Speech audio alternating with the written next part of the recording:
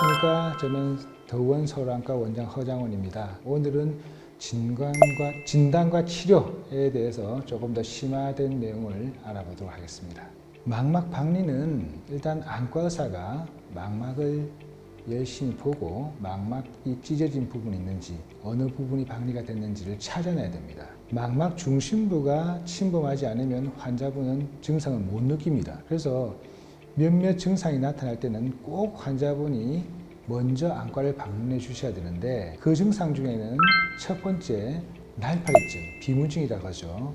그 다음 광시증, 그리고 시야를 침범하면 커튼같이 가리는 부분이 생길 수 있습니다. 그런 부분이 있을 때는 반드시 안과를 찾아서 망막 검진을 받으셔야 됩니다.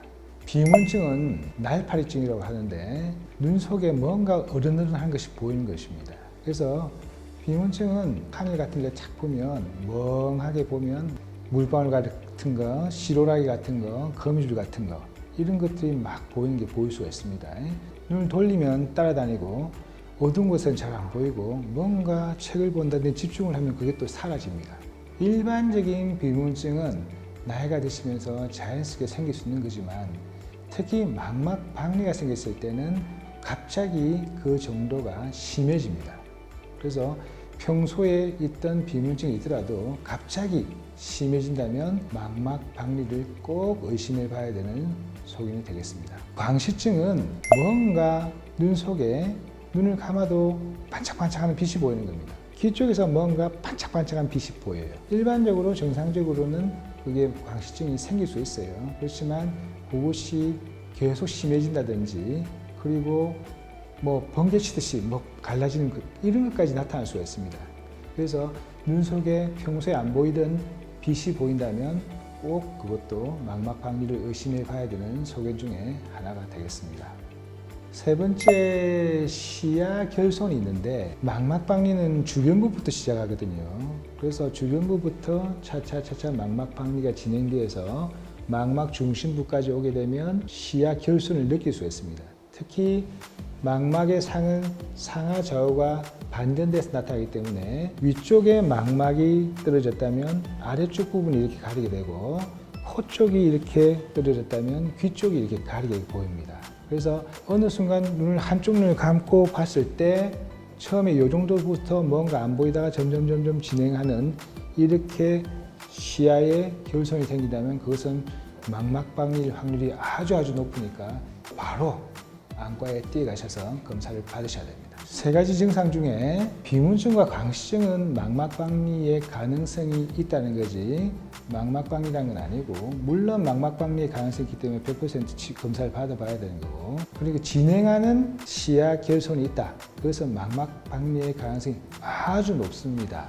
어쨌든 그런 증상이 나타나면 기본적으로 안과 검진을 꼭 받으시는 게 안심하겠죠. 결국 수술을 결정하게 되면 공막 돌림술과 유리체 절제술을 선택을 하게 되는데, 이 선택에는 굉장히 많은 것이 고려가 돼야 됩니다. 일단 환자의 나이, 그리고 망막 박리의 상태, 위치, 정도, 이런 것들 다양한 것을 고려하게 되는데, 일단 공막 돌림술과 유리체 절제술의 장단점을 비교하자면, 공막 돌림술이 수술기가 좋고 잘 수술 받으면 양쪽 다 성공률이 높지만, 공막 돌림술이 초기 유착률이 조금 유리체 절제술보다는 조금 떨어진 걸로 되어 있습니다.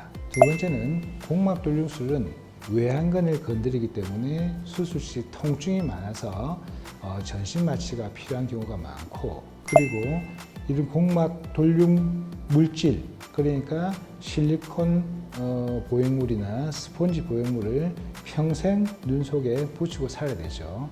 그 과정에서 눈 속에 염증이라든지 이물감이라든지 그런 것들이 감염이라든 것이 생길 수가 있습니다. 유리체 절제술은 그러한 단점이 없는 대신 초기 유착률은 공막 돌림술보다 조금 더 높은 걸로 되어 있습니다. 그러나 유리체 절제술의 단점은 눈 속으로 들어가기 때문에, 첫 번째 안내염의 위험이 있고, 두 번째는 유리체 절제술을 시행하게 되면 백내장이 대부분 온다고 봐야 됩니다. 그래서 백내장이 진행이 많이 되면 2차적으로 백내살 수술이 필요한 경우가 많습니다. 그리고 유리체 절제술을 시행하게 되면 눈 속에 가스를 내야 되는데, 제일 첫 번째 중요한 것이 가스를 넣게 되면 자세 유지가 필수적입니다. 그래서 망막의 구멍이라든지 망막 박리 부위가 어디냐에 따라서 자세가 잘 유지가 되는데, 예를 들면 망막 위쪽이 떨어지면 가스가 위를 눌러줘야 되기 때문에 앉아 있어야 되겠죠. 망막 뒤쪽이 떨어지면 자세 유지를 엎드려 계셔야 될 거예요. 그래서 그런 자세 유지가 적어도 2주 이상 필요합니다. 그리고 눈 속에 가스가 바깥으로 흡수가 돼서, 눈 속의 가스는 저절로 흡수가 돼서 빠져나가고 그 빈 공간을 우리 몸의 체육으로 채우게 되는데, 그 과정이 2주에서 한 달 이상 걸립니다. 눈 속에 가스가 들어있는 동안은 눈 속은 잘 안 보이거든요. 그래서 시력 회복이 조금 더 공막돌수보다 더딜 수가 있고요.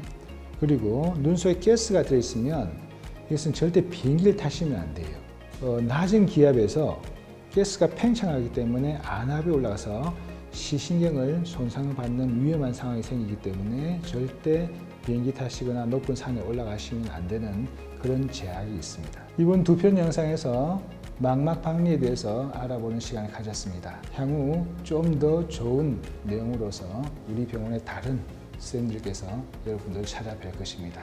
시청해 주셔서 감사합니다. 많은 구독과 관심 그리고 알림 설정 부탁드립니다.